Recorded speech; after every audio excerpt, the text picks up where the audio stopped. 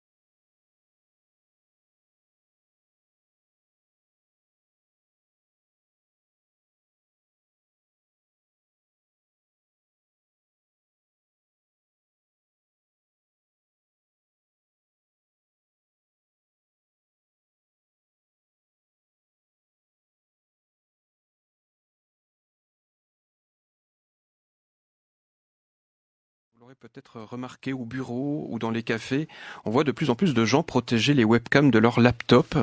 Didier Bonvin, vous êtes interrogé sur les risques réels de hacking de caméras.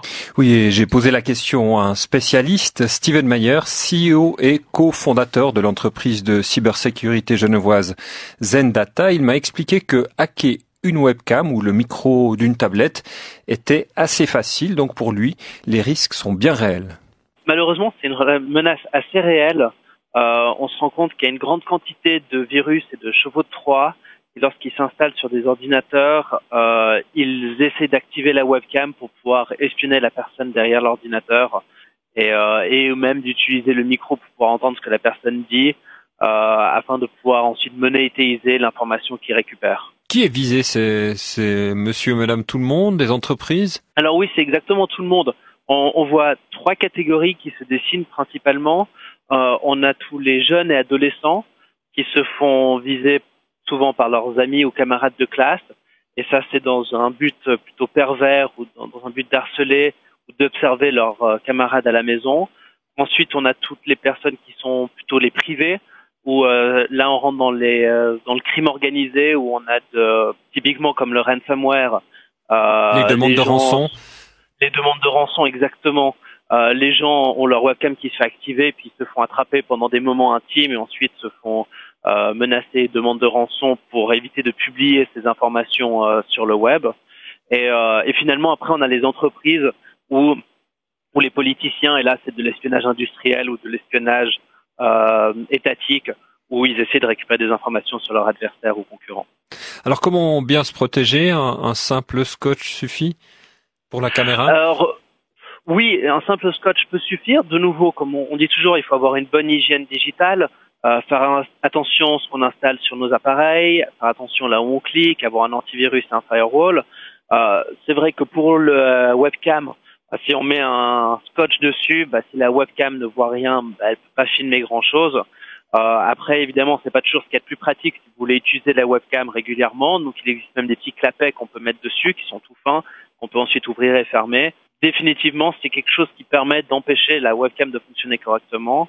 D'autant plus qu'on sait que lorsqu'une webcam s'active, généralement, il y a une petite lumière à côté qui s'illumine, mais les hackers ont réussi à contourner ce système et faire qu'il n'y a même pas de lumière qui s'allume lorsque la webcam est activée. Donc, le couvrir physiquement, c'est une bonne solution. Et le micro, c'est la même chose? Un scotch suffit ou il faut faire plus de choses pour se protéger du hacking sur le micro de son laptop ou d'une tablette ou de son smartphone? Alors, le micro, malheureusement, ça fonctionne pas avec le scotch, même si on met un double ou un triple scotch. Les vibrations de l'air passent quand même. Donc ça suffit pas. Et en plus, les micros, on en a beaucoup plus que ce qu'on pense autour de nous. Parce que comme vous avez dit, il y a l'ordinateur, la tablette et le smartphone, mais aussi les téléviseurs, la domotique à la maison, même l'interphone d'une porte d'entrée, ont tous des micros. On est vraiment entouré d'énormément de micros dans notre quotidien. Et c'est quelque chose auquel il faut faire attention, ou en tout cas se poser la question de ce qu'on peut dire autour d'un micro. Alors comment faire si un scotch ne suffit pas? sur un ordinateur, vous avez souvent des prises jack, ou sur un téléphone, vous avez souvent la prise jack sur laquelle on peut brancher des écouteurs. Donc, si vous branchez un écouteur sectionné ou un micro sectionné dans cette prise jack, c'est une bonne façon d'empêcher un hacker d'écouter votre micro.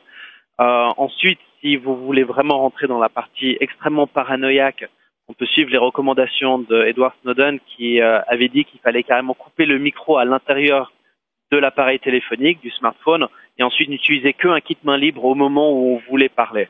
D'accord, ça c'est pour les espions ou hackers. Voilà, exactement. Si on veut une façon qui n'est pas trop, où on modifie pas physiquement la machine, où on n'a pas quelque chose de visible qu'on est en train de mettre dans la machine, pour les ordinateurs Windows, il y a une technique qui est relativement simple, qui marche dans la majorité des cas. C'est très facile, il suffit d'aller dans le panneau de configuration. À l'intérieur du panneau de configuration, il y a le gestionnaire des périphériques, et là vous voyez tous vos périphériques, donc tous les accessoires qui sont branchés à votre ordinateur, entre autres la webcam et le micro, et là vous pouvez simplement les désactiver. Ça fait que votre ordinateur ne pourra plus les utiliser. Steven Meyer, CEO et cofondateur de l'entreprise de cybersécurité genevoise Zendata, à votre micro, Didier Bonvin. Oui, à noter que les derniers modèles d'écran et de laptop ont désormais une caméra escamotable. Donc un petit clapet qui permet de la fermer. Exactement. Voilà. Vous la faites, vous avez maquillé votre... J'ai un bon vieux scotch et pour rappel, l'ancien directeur du FBI, James Comey, celui qui a été limogé par Trump, conseillait au grand public de mettre un cache sur les webcams et les micros des ordinateurs. Il y a aussi cette fameuse photo sur Instagram de Mark Zuckerberg, le patron de Facebook. On y voyait son laptop avec un scotch sur la caméra. Voilà, bon, peut-être que lui, il a des raisons d'être hacké, mais si lui, oui, alors pourquoi pas nous, hein. Nous voilà avertis, bien protéger son micro et sa webcam. Chronique de Didier Bonvin, écoutez sur rts.ch/, on en parle sans besoin de nous hacker, hein. On est disponible et accessible comme bon vous semble, voilà.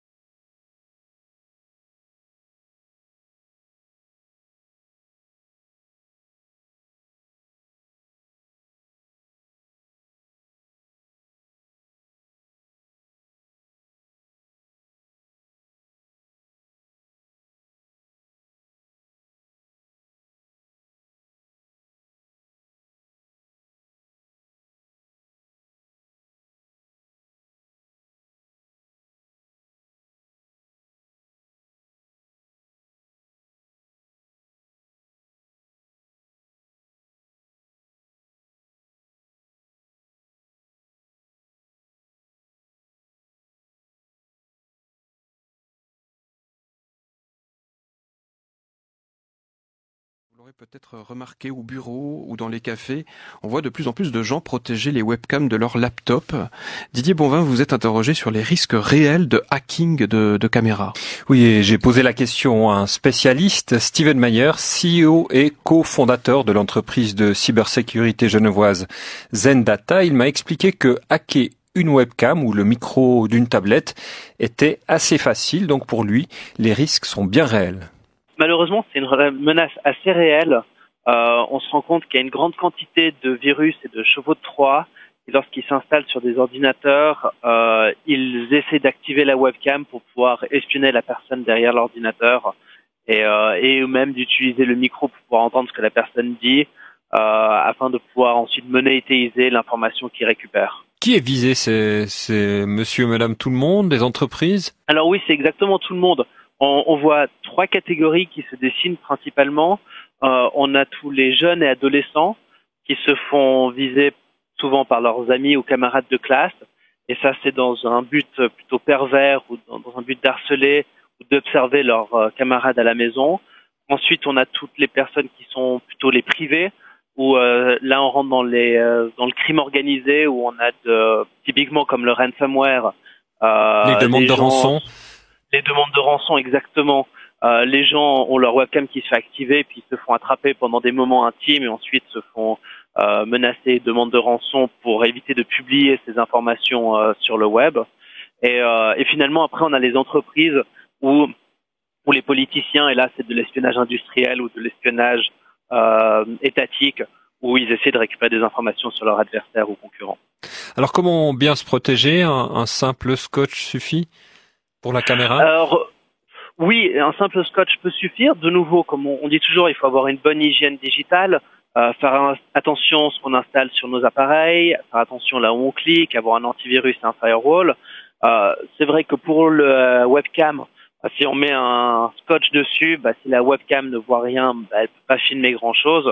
Après, évidemment, c'est pas toujours ce qu'il y a de plus pratique si vous voulez utiliser la webcam régulièrement. Donc, il existe même des petits clapets qu'on peut mettre dessus, qui sont tout fins, qu'on peut ensuite ouvrir et fermer. Définitivement, c'est quelque chose qui permet d'empêcher la webcam de fonctionner correctement. D'autant plus qu'on sait que lorsqu'une webcam s'active, généralement, il y a une petite lumière à côté qui s'illumine, mais les hackers ont réussi à contourner ce système et faire qu'il n'y a même pas de lumière qui s'allume lorsque la webcam est activée. Donc, le couvrir physiquement, c'est une bonne solution. Et le micro, c'est la même chose? Un scotch suffit ou il faut faire plus de choses pour se protéger du hacking sur le micro de son laptop ou d'une tablette ou de son smartphone? Alors, le micro, malheureusement, ça fonctionne pas avec le scotch, même si on met un double ou un triple scotch, les vibrations de l'air passent quand même. Donc ça suffit pas. Et en plus, les micros, on en a beaucoup plus que ce qu'on pense autour de nous. Parce que comme vous avez dit, il y a l'ordinateur, la tablette et le smartphone, mais aussi les téléviseurs, la domotique à la maison, même l'interphone d'une porte d'entrée, ont tous des micros. On est vraiment entouré d'énormément de micros dans notre quotidien. Et c'est quelque chose auquel il faut faire attention, ou en tout cas se poser la question de ce qu'on peut dire autour d'un micro. Alors comment faire si un scotch ne suffit pas? Sur un ordinateur, vous avez souvent des prises jack, ou sur un téléphone, vous avez souvent la prise jack sur laquelle on peut brancher des écouteurs. Donc si vous branchez un écouteur sectionné ou un micro sectionné dans cette prise jack, c'est une bonne façon d'empêcher un hacker d'écouter votre micro. Ensuite, si vous voulez vraiment rentrer dans la partie extrêmement paranoïaque, on peut suivre les recommandations de Edward Snowden qui avait dit qu'il fallait carrément couper le micro à l'intérieur de l'appareil téléphonique, du smartphone, et ensuite n'utiliser qu'un kit main libre au moment où on voulait parler. D'accord, ça c'est pour les espions ou hackers. Voilà, exactement. Si on veut une façon qui n'est pas trop, où on modifie pas physiquement la machine, où on n'a pas quelque chose de visible qu'on est en train de mettre dans la machine, pour les ordinateurs Windows, il y a une technique qui est relativement simple, qui marche dans la majorité des cas. C'est très facile, il suffit d'aller dans le panneau de configuration. À l'intérieur du panneau de configuration, il y a le gestionnaire des périphériques, et là vous voyez tous vos périphériques, donc tous les accessoires qui sont branchés à votre ordinateur, entre autres la webcam et le micro, et là vous pouvez simplement les désactiver. Ça fait que votre ordinateur ne pourra plus les utiliser.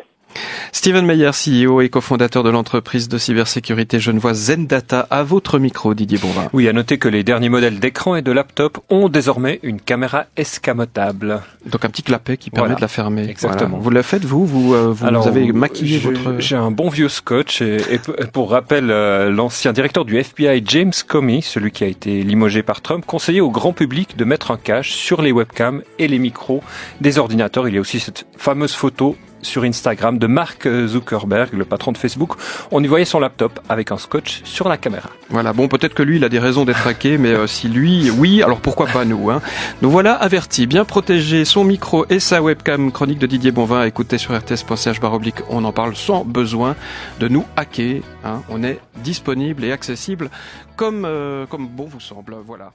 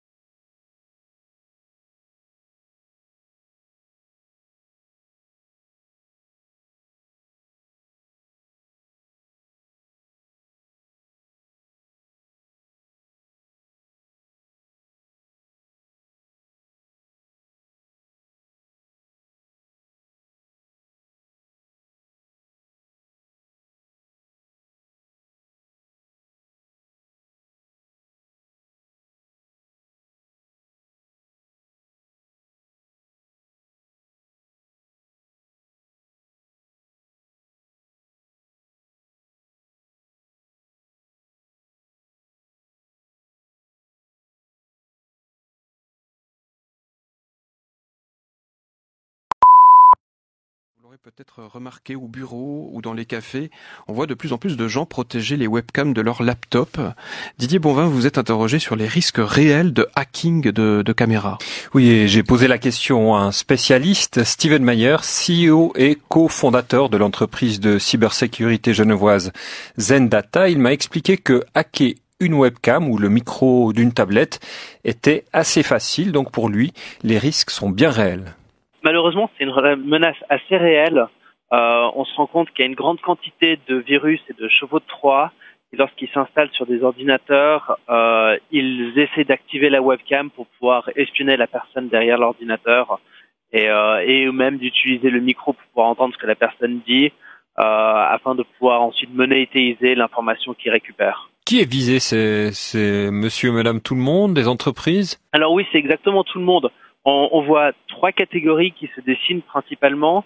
On a tous les jeunes et adolescents qui se font viser souvent par leurs amis ou camarades de classe. Et ça, c'est dans un but plutôt pervers ou dans un but d'harceler ou d'observer leurs camarades à la maison. Ensuite, on a toutes les personnes qui sont plutôt les privés, où là, on rentre dans le crime organisé, où on a typiquement comme le ransomware. Les demandes de rançon. Les demandes de rançon, exactement. Les gens ont leur webcam qui se fait activer, puis ils se font attraper pendant des moments intimes et ensuite se font menacer, demande de rançon pour éviter de publier ces informations sur le web. Et finalement, après, on a les entreprises où les politiciens, et là, c'est de l'espionnage industriel ou de l'espionnage étatique, où ils essaient de récupérer des informations sur leurs adversaires ou concurrents. Alors, comment bien se protéger? Un simple scotch suffit pour la caméra? Alors, oui, un simple scotch peut suffire. De nouveau, comme on dit toujours, il faut avoir une bonne hygiène digitale, faire attention à ce qu'on installe sur nos appareils, faire attention là où on clique, avoir un antivirus et un firewall. C'est vrai que pour le webcam, si on met un scotch dessus, si la webcam ne voit rien, elle peut pas filmer grand-chose. Après, évidemment, c'est pas toujours ce qu'il y a de plus pratique si vous voulez utiliser la webcam régulièrement. Donc, il existe même des petits clapets qu'on peut mettre dessus, qui sont tout fins, qu'on peut ensuite ouvrir et fermer. Définitivement, c'est quelque chose qui permet d'empêcher la webcam de fonctionner correctement. D'autant plus qu'on sait que lorsqu'une webcam s'active, généralement, il y a une petite lumière à côté qui s'illumine, mais les hackers ont réussi à contourner ce système et faire qu'il n'y a même pas de lumière qui s'allume lorsque la webcam est activée. Donc, le couvrir physiquement, c'est une bonne solution. Et le micro, c'est la même chose? Un scotch suffit ou il faut faire plus de choses pour se protéger du hacking sur le micro de son laptop ou d'une tablette ou de son smartphone? Alors, le micro, malheureusement, ça fonctionne pas avec le scotch, même si on met un double ou un triple scotch, les vibrations de l'air passent quand même. Donc ça suffit pas. Et en plus, les micros, on en a beaucoup plus que ce qu'on pense autour de nous. Parce que comme vous avez dit, il y a l'ordinateur, la tablette et le smartphone, mais aussi les téléviseurs, la domotique à la maison, même l'interphone d'une porte d'entrée, ont tous des micros. On est vraiment entouré d'énormément de micros dans notre quotidien. Et c'est quelque chose auquel il faut faire attention, ou en tout cas se poser la question de ce qu'on peut dire autour d'un micro. Alors comment faire si un scotch ne suffit pas?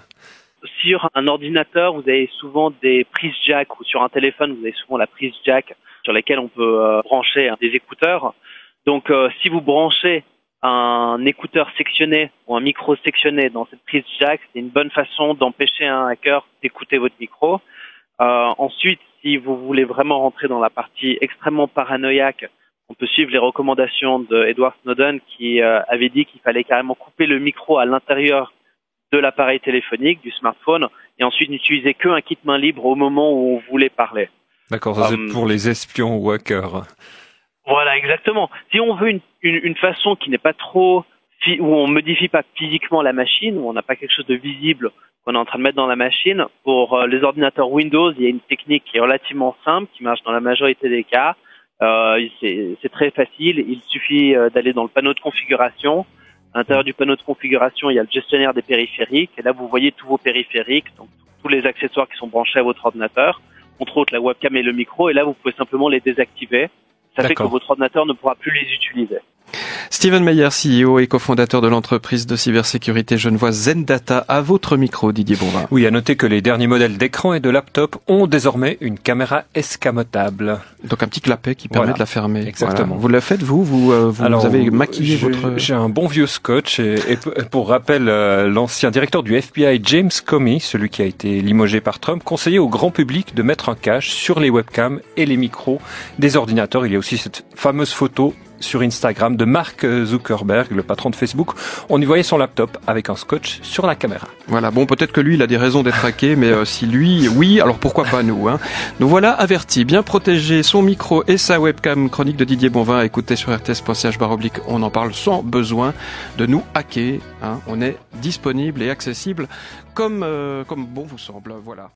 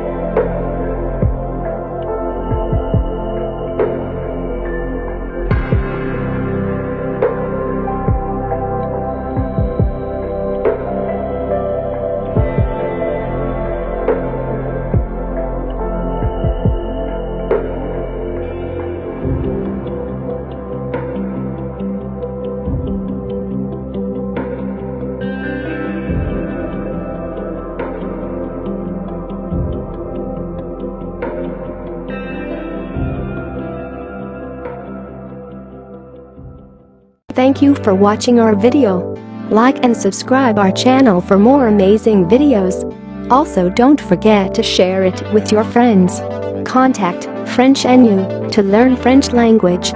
We provide online classes for DELF preparation, TEF preparation, academic course preparation for kids, and accent improvement. Call or WhatsApp at 987069696 or email at linguistic.fr@gmail.com.